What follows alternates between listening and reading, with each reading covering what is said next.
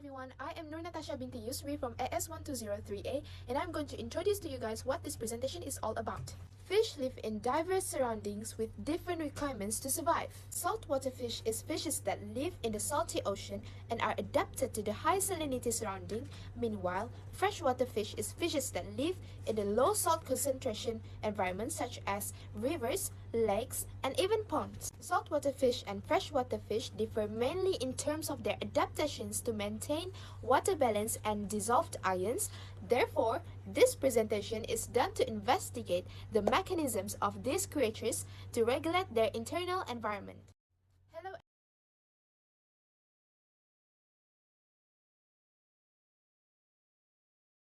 Hello, my name is Danya Sharmina, and I'll be presenting the role of gills, kidney, and specialized cells in osmoregulation. Osmoregulation, as we know, is a process by which organisms maintain the balance of water and electrolytes in their body.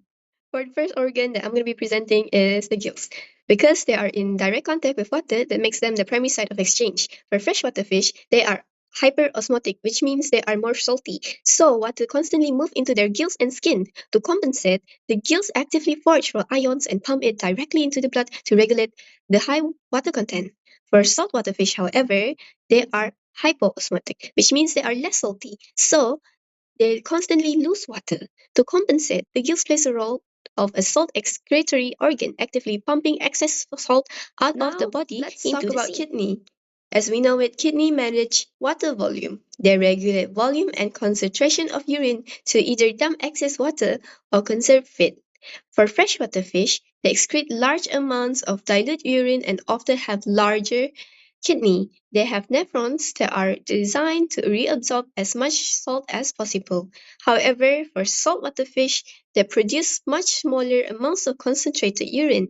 They have small or sometimes absent glomerulus Lastly, to we have minimize specialized water cells, loss, which are called ionocytes or chloride cells, which are primarily located in gills. These cells use active transport to maintain internal salt and water balance against osmotic gradient. Since they are using active transport, they are in need of ATP.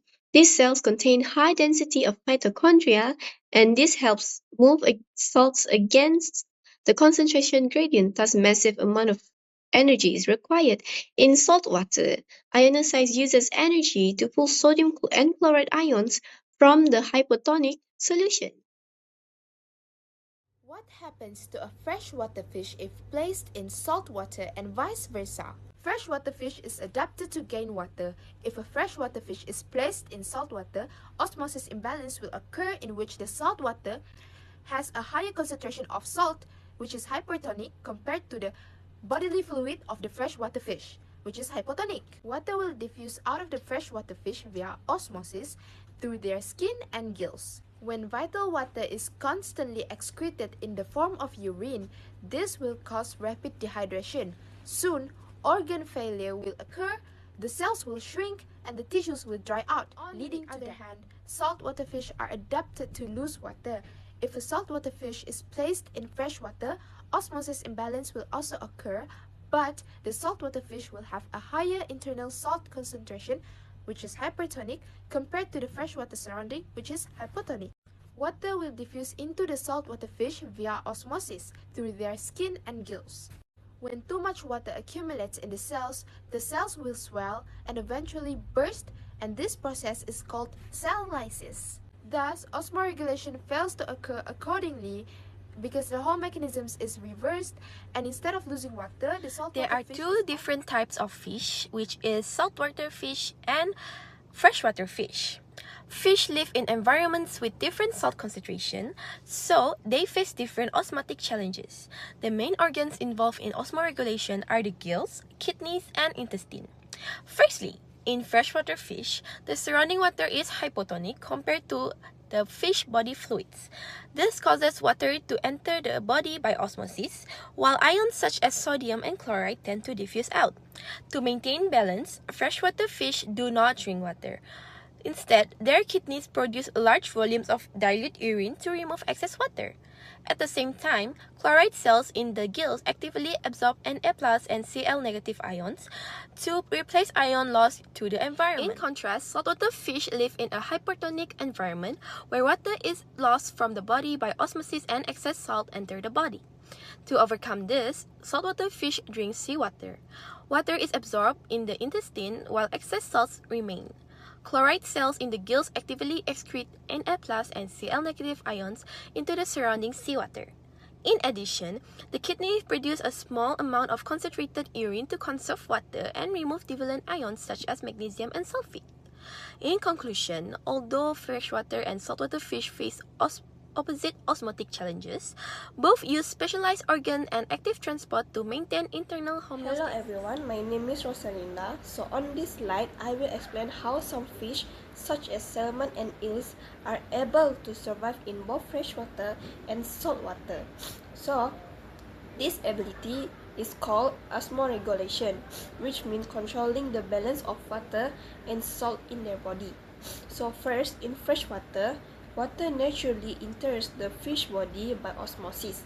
Because of this, the fish do not drink water.